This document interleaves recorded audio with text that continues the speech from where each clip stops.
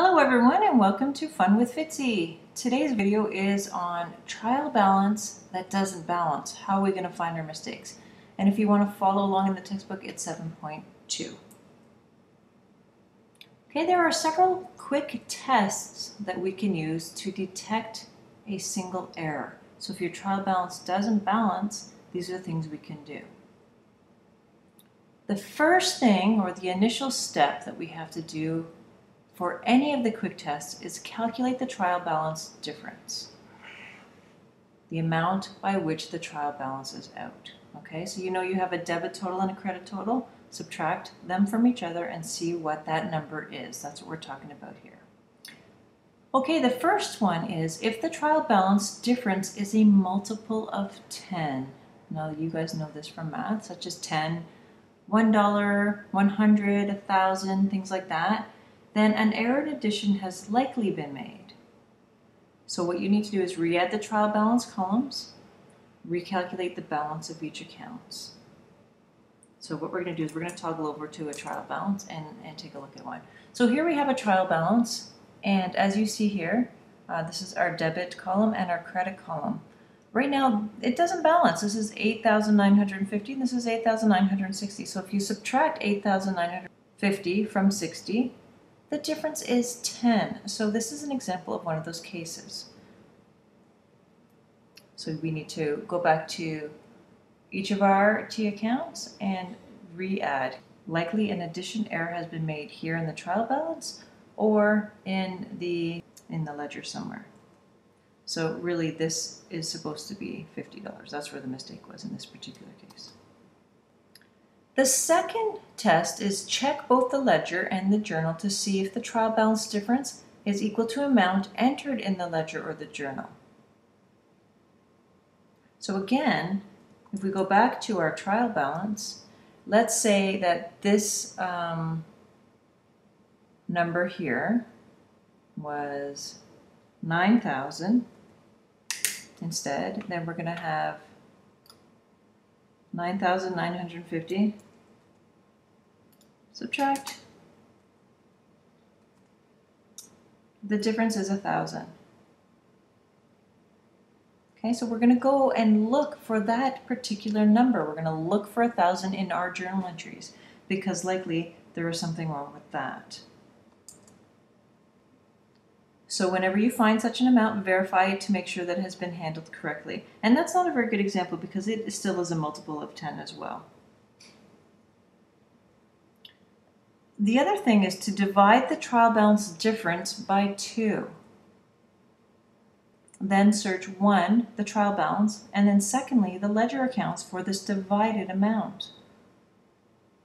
If the equivalent amount is found, check it carefully. In particular, look to see if a debit amount has been posted or transferred as a credit or vice versa. Okay, let's look at that in our Excel spreadsheet. So in this particular case, I said to divide the difference. So here we have a difference of 1,000. So we're going to divide it by 2. And this is using Excel. We're going to take this and divide by 2. We know this is 500, but I just wanted to show you in Excel again. So we're going to look for that number of 500. Okay, and then we're going to make sure it has been posted or transferred. Make sure those amounts with 500 are correct. Number 4, if the trial balance difference is a multiple of 9, then it is likely that a transposition error or a decimal point error has occurred. So let's say you get your difference and the difference is 18 or 27 or 36, all of these multiples of 9, then likely you have a transposition error. A transposition error is a mistake caused by changing the order of your numbers when transferring figures from one place to another. So sometimes, let's say your house number is 891 and someone is writing it down and they write down 981. That's a transposition error. And the example we have here is 3560 is 3650. So sometimes if you find that if your difference is a multiple of 9, it could be a transposition error. Don't confuse your transposition errors with decimal point errors. A decimal point error is when you put the decimal point in the wrong spot. For example, $1.19 turns out to be 119.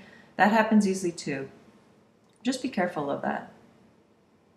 Okay, so let's take a look at a flowchart that might help you. So after you take off your trial balance, we ask ourselves, did it balance? And if so, yes, you can file your trial balance for future reference. You can make a worksheet, which we're going to be doing soon, or whatever we need to do. And then you're done. If it doesn't balance, we're going to apply those 4 quick tests. Okay? And does it balance under mistake? If yes, then we're done again. If no, perform the following next steps. 1, re-add the trial balance columns. 2, check transfer of account balances from the ledger to the trial balance. So as you took your account balances from your ledger and wrote them in your trial balance, did you put them in the correct debit or credit column? Is it the correct number? Re-add your accounts from point of previous balance, where what I mean by that is the last time the trial balance balanced, and double check account indicator. Is it a debit or a credit? Check postings from point of previous balance. Watch for incorrect amounts. Amounts that weren't posted, you might have missed, you only posted half a transaction or something like that. Sometimes you may have posted the same account twice, or you may have posted in a wrong column. So check to see that every individual journal entry balances from point of previous balance. And hopefully you found your error there. If not, do it again. It's not easy, and this can be frustrating at times, but don't give up, okay? And this is why I always say work slowly and carefully when you're doing accounting. Okay? If you found the mistake, make your corrections and recalculate your trial balance, and then you are done. So by now, you should be able to perform the 4 quick tests to find error in a trial balance. And hopefully this video is one of the helpful ones. And thank you so much for watching.